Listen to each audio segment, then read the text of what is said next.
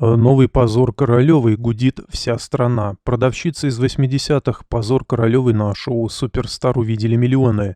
Певица зря разрешила сотворить с собой такое. Наташа Королева уже много лет не меняла свою внешность. На сцене она выступает примерно в одном и том же образе, однако певица все-таки решилась на эксперимент и опозорилась на многомиллионную аудиторию.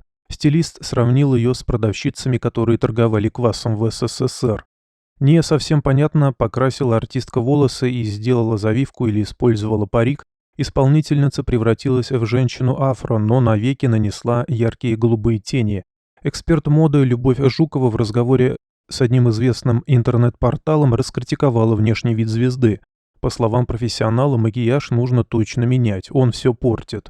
Образ Королевой испортили голубые тени. В таком оляпистом наряде и с голубыми тенями афрокудри выглядят как химическая завивка на продавщице 80-х.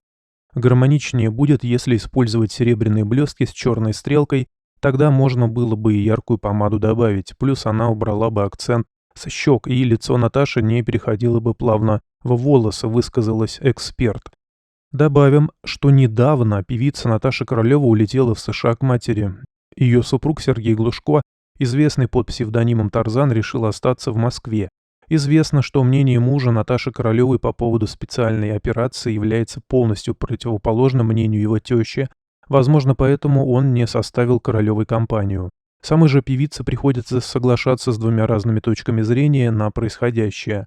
Мама знаменитости Людмила Пырывай неоднократно высказывала свое мнение публично, ее позиция известна, примечательно, что Королева поехала навестить маму вместе с сыном, сообщают журналисты. Наташа Королева настаивает на своей принадлежности к России и называет себя именно российской певицей.